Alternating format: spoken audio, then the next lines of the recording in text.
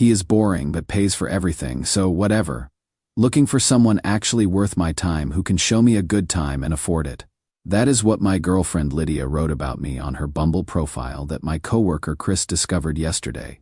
Yes, she is on Bumble, while we live together. While I pay 70% of our rent and buy all our groceries, I am still sitting in my car outside our apartment building, trying to process this betrayal. We have been together for 2 years, living together for 8 months. I genuinely thought we were building something real, but apparently, I am just a wallet with legs. Let me back up and explain how we got here, because the signs were there and I was too stupid to see them. Lydia and I met at a mutual friend's party. She was gorgeous, like way out of my league gorgeous, and I was shocked when she gave me her number. Our first few dates were amazing. She was fun, flirty, always down for expensive restaurants and shows.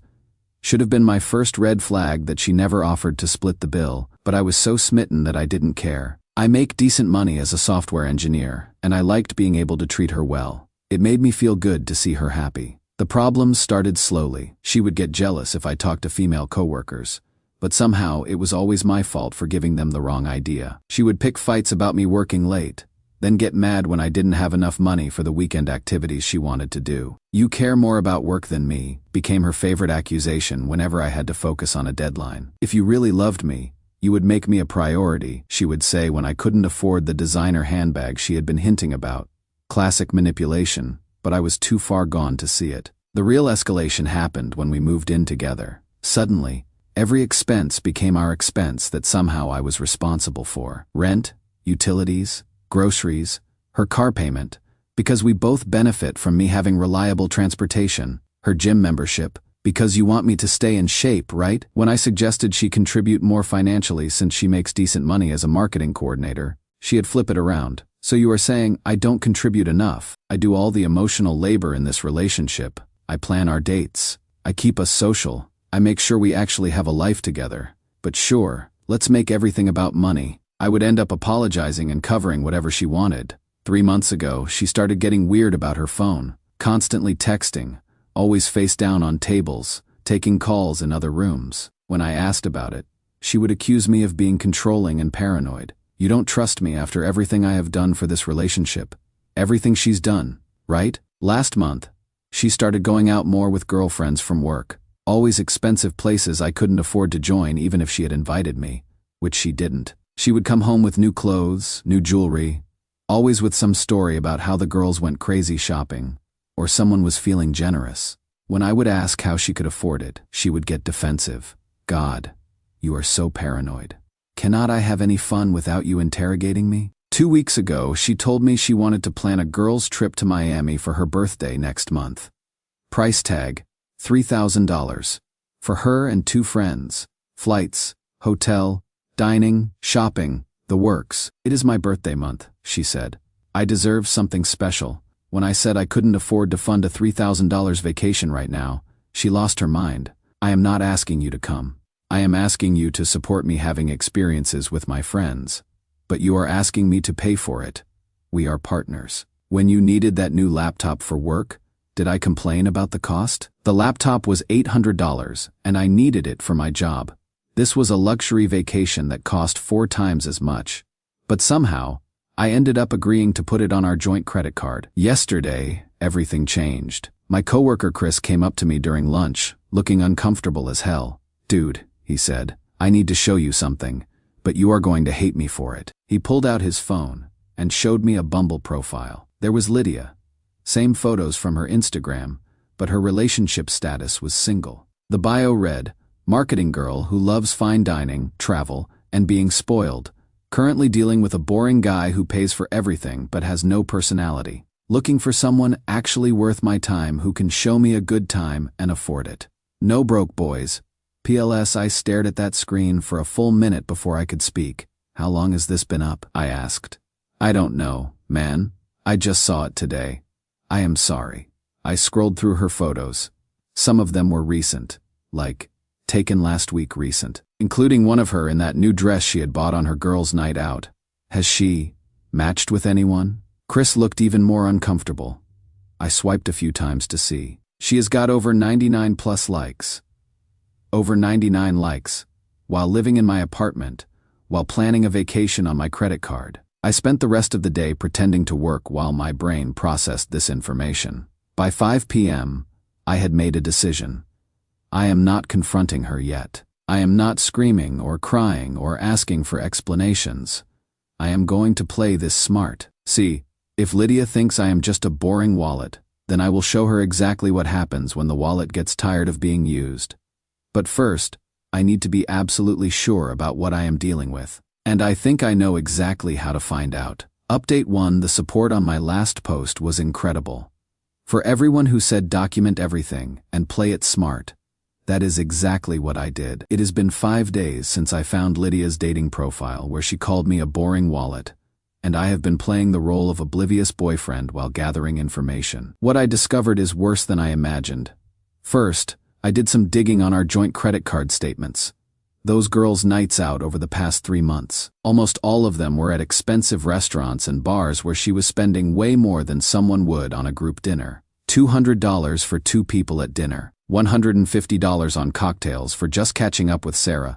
$300 at a steakhouse for what she claimed was a work happy hour. Either her coworkers have serious appetites, or she has been dating on my dime. But I needed more proof before I did anything drastic. So I enlisted help from my old college buddy Jordan. Jordan's the kind of guy Lydia usually drools over. Tall, charming, drives a BMW, and works in finance. More importantly, he is single, and he owes me a favor from when I helped him land his current job. I explained the situation and asked if he would be willing to match with Lydia on Bumble and see what happens. He was immediately on board. "Dude, if she is really playing you like this, we need to expose it," he said. "What kind of person treats someone who loves them like an ATM?" So Jordan created a profile highlighting his successful finance career and love of luxury travel. Within an hour of swiping right on Lydia, they had matched. The conversation screenshots Jordan started sending me were absolutely devastating. Their first exchange set the tone immediately. Lydia opened with "finally," someone who looks like they can keep up with my lifestyle. And when Jordan mentioned he liked spoiling someone special, her response was instant. "Good, because I have expensive taste." The next day's messages got more specific about what she was looking for. When Jordan asked what she wanted from the app, Lydia replied that she needed someone who appreciates the finer things and isn't afraid to show it because she was so tired of guys who want to split everything 50-50ths. Jordan played his part perfectly, saying that splitting bills is for college kids and real men take care of their women. Her response: "Finally someone gets it.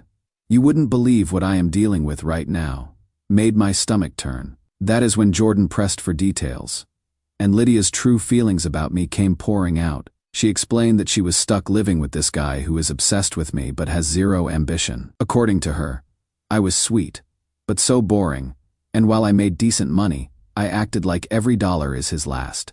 She was apparently just trying to figure out her exit strategy. But the words that really destroyed me were when she called me like a puppy dog who follows me around and pays for stuff but has no backbone whatsoever. Reading that felt like getting punched in the stomach. A puppy dog. No backbone. Obsessed with her. After 2 years of thinking I was in a loving relationship, I discovered I am just a placeholder she is trying to escape from. But somehow, it got even worse. When Jordan suggested dinner the following day, Lydia had to decline because she was supposed to have dinner with the roommate situation. When he asked for clarification, she delivered the line that will haunt me forever. "The guy I mentioned, we are not really together anymore, but he doesn't know it yet. It is complicated because we live together and he pays for most things. I am trying to let him down easy. We are not really together anymore, but I don't know it yet. I have been living with someone for 8 months who is already mentally checked out of our relationship and is just using me for financial stability while she shops for my replacement." Their final exchange before their planned date was perhaps the most telling. When they confirmed their Friday plans, Lydia issued a warning. "Fair warning, though. I am high maintenance. I like nice places, good wine, and men who aren't afraid to show they can provide." She told Jordan to surprise me, but make it somewhere expensive, because she wanted to feel appreciated for once. For once. As if I haven't been appreciating her with my wallet for 2 years. Meanwhile, during all of this, Lydia's been acting completely normal at home. Sweet, affectionate, talking about our future together. Last night she was cuddled up against me on the couch talking about how lucky she is to have found someone who really loves her. The cognitive dissonance is insane. This morning, she reminded me about transferring the money for her Miami trip. Babe, don't forget to move that $3,000 to our travel account. I need to book the flights today, or the prices are going to go up. I smiled and told her I would handle it after work. What I actually did was start moving money out of our joint accounts and back into my personal accounts. Not all of it. I don't want her to notice yet, but enough that when the time comes, she is going to be very unpleasantly surprised. Jordan's taking her out tomorrow night. I told him to go all out, expensive restaurant, good wine, really sell the successful finance guy image. I want her to be completely confident that she has found her upgrade before I pull the rug out from under her. Because here is the thing. If Lydia thinks love is just about money, then she is about to learn what happens when the money disappears. The woman who called me a boring wallet is about to discover what it is like when that wallet closes permanently. Update 2. The update you have been waiting for, and it is even more satisfying than I hoped. Jordan took her out Friday night, and the reports were exactly what I expected. She spent 2 hours getting ready, wearing a new dress I would apparently paid for. Before leaving, she kissed me goodbye and said, "Don't wait up, babe.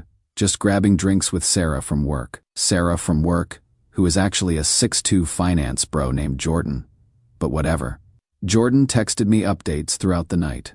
8 p.m. she ordered the most expensive thing on the menu without even looking at prices. $65 steak. 9 p.m. already talking about her travel goals and how she loves men who invest in experiences. Asked what kind of car I drive. 10 p.m. mentioned she is between living situations and looking for someone who appreciates quality. I think she is interviewing me for the position of new wallet. 11 p.m. She is drunk and getting handsy. Keeps saying how different I am from guys who count every penny. Direct quote, "I am so tired of being with someone who has no vision for the future." No vision for the future. Because apparently my vision of a loving, honest relationship is less appealing than a BMW and expensive steakhouses. Jordan played his part perfectly. Talked about his investment portfolio and quarterly bonuses. Mentioned he was looking for someone special to share his success with. Lydia was practically purring. The night ended with her giving him her real number.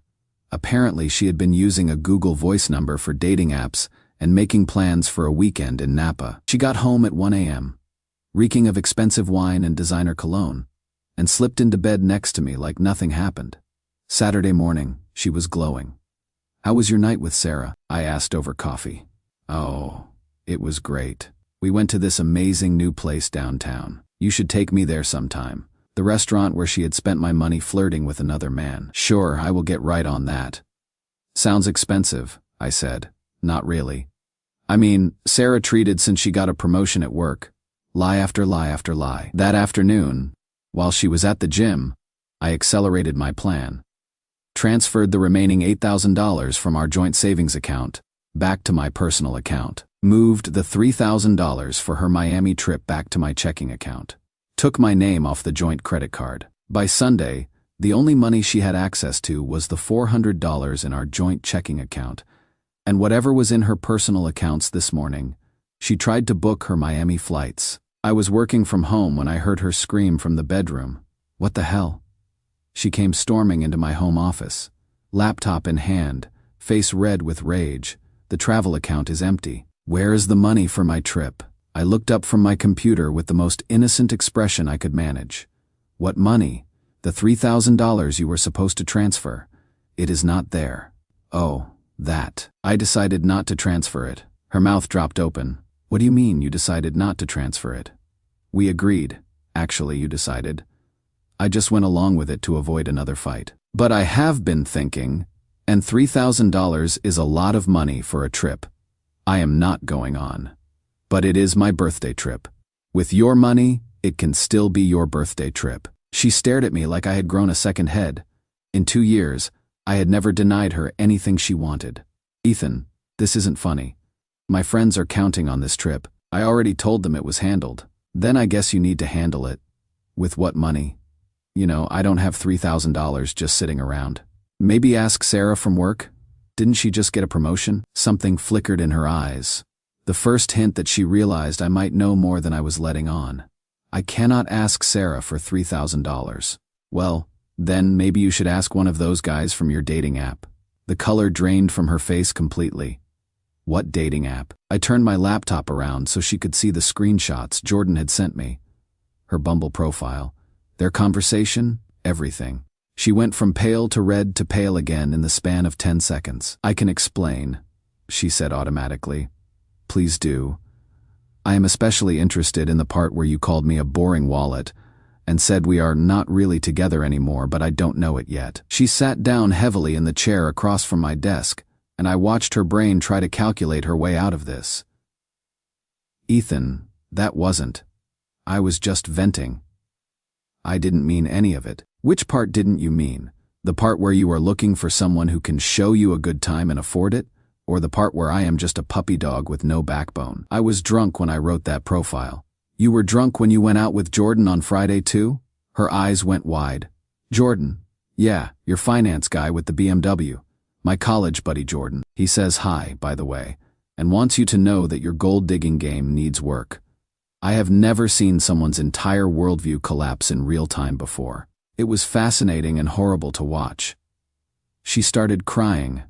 The kind of manipulative tears that used to make me fold immediately. Please, Ethan. I know how this looks, but I love you. I was just confused and scared about our future. I never meant for any of this to happen. You never meant to get caught. No. I never meant to hurt you. I was being stupid and insecure. But we can work through this, right? We can go to counseling. We can figure this out. I looked at this woman who had been planning her escape strategy while cuddling with me on the couch and felt absolutely nothing. There is nothing to work through, Lydia. You made it clear that you see me as a wallet, not a partner. So I am closing the wallet. What does that mean? It means you have until the end of the month to find somewhere else to live. It means your Miami trip is your problem now. It means I am done being your ATM. She was full-on sobbing now. You cannot do this. We live together. We have a lease. The lease is in my name. You are not on it. Another thing she had never bothered to take care of, because why would she? I handled all the boring stuff like paperwork and responsibility. Where am I supposed to go? I don't know. Maybe Jordan can help you out. Oh wait, he is not actually interested in you. He was just helping me prove what you really are. The look on her face was equal parts devastation and rage. You set me up. You set yourself up. I just gave you enough rope. She stood up unsteadily. This is cruel, Ethan. Even if I made mistakes, this is cruel. You know what is cruel? Spending 2 years with someone while secretly shopping for their replacement. Calling them boring and pathetic while living in their apartment and spending their money. Making them think they are loved when really they are just being used. I stood up too, and for the first time in our relationship, I felt like I was looking down at her instead of up. The woman who wanted a man who could show her a good time and afford. It just learned that actions have consequences. She has been locked in the bedroom crying for 3 hours now. I feel bad for about 30 seconds. Then I remember her calling me a puppy dog with no backbone, and the feeling passes. The wallet is officially closed. Final update, it has been 3 months since I closed the wallet on my gold-digging ex-girlfriend Lydia, and I figured you guys deserve to know how this all played out. Let me start with the immediate aftermath. After our confrontation where I exposed her dating app and cut off her funding, Lydia went through what I can only describe as the 5 stages of gold-digger grief. The first week after our confrontation, Lydia was convinced this was just another fight we would work through. She spent those days apologizing profusely and promising to delete all the apps and focus on our relationship. She even offered to pay me back for the Miami trip she couldn't afford.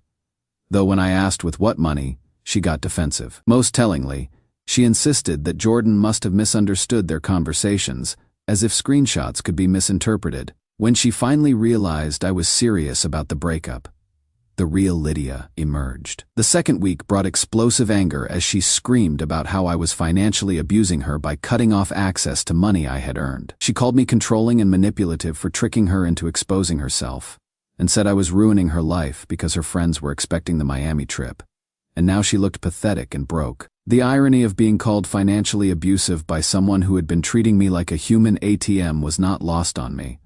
By the third week, desperation set in. This was perhaps the most pathetic phase, where she offered to sign a contract promising to pay for half of everything going forward. She said she would get a second job to prove her commitment and even suggested we could have an open relationship where she could date other people but still live with me. That last proposal really showed how little she understood about why I was leaving her. As moving week approached, reality finally hit her. She had realized the full scope of her situation. No savings, because why save when someone else pays for everything? No plan, because she had been focused on upgrading boyfriends rather than becoming independent. And no friends willing to let her crash indefinitely. However, if you are expecting me to say she reached acceptance, you would be wrong. She is still stuck in anger. The aftermath of her moving out revealed just how thoroughly her lifestyle had been built on other people's money. The Miami trip never materialized. Her friends uninvited her once they discovered she couldn't pay her share. Apparently, they had only tolerated her before because she was always picking up expensive tabs with my money. When they realized she was broke, those friendships evaporated quickly. Her dating life didn't fare much better. Remember how confident she had been about those 99+ likes on Bumble? Those likes turned out to be mostly from guys looking for hookups, not financial providers. The few actual dates she managed ended badly when she tried her "I have expensive taste" routine, and guys walked away when the check arrived. Meanwhile, she kept texting Jordan for weeks, trying to restart their connection. He eventually had to block her when she started showing up at his office building, attempting to accidentally run into him. The desperation was becoming genuinely concerning. Perhaps most embarrassing was the work drama that unfolded. Her coworkers had apparently known about her dating apps and her roommate situation for months. When word spread that I had kicked her out, the office gossip mill exploded. She is now known around her workplace as the girl who got caught cheating on her sugar daddy. The final blow to her independence came when she had to move back in with her parents at 26. Her mother apparently delivered a lecture about treating good men badly and learning the value of money, while her father made her get a part-time weekend job to help with expenses. Even now, according to mutual friends, she is still spinning the narrative in her favor. She has been telling people I was emotionally manipulative and financially controlling, claiming I isolated her from friends and made her dependent, so I could trap her in a relationship. The revisionist history continues, as she apparently cannot accept responsibility for the choices that led her here. The revisionist history is amazing. Apparently, I forced her to run up credit card bills and prevented her from working. She has a full-time job. I also somehow made her create dating profiles and pursue other men. But here is my favorite part. Last month, she tried to contact me, not through calls or texts. I blocked her on everything, but through a mutual friend who felt bad for her and thought enough time had passed for us to make peace. The message was essentially, she has learned her lesson. She understands now that I was a good man who treated her well, and she would like to work things out because she realizes what she lost. I told the mutual friend to tell her that women who view relationships as financial transactions don't get second chances to practice on me. The mutual friend came back a week later with Lydia's response. Fine. But he should know I never actually cared about his money. I loved him for who he was. Even in her apology, she is still lying. As for me, I am doing great. Therapy helped me process the whole experience and recognize the manipulation tactics I had been accepting as normal. I have been dating again, actual dating, where we split bills and build relationships based on mutual respect, instead of financial dependency. I am in a much better place financially without someone treating my bank account as their personal shopping fund. Turns out I can afford nice things for myself when I am not funding someone else's luxury lifestyle. But most importantly, I learned to recognize my worth beyond what I can provide financially. I spent 2 years thinking that paying for everything was how I showed love, when really it was just enabling someone who didn't love me back. The woman who called me a boring wallet learned that wallets eventually get tired of being used. The woman who said I had no backbone discovered that even the nicest people have limits. The woman who thought love was about money found out what it is like when the money runs out, and there is nothing else left. Sometimes the best revenge is just letting people face the natural consequences of their choices.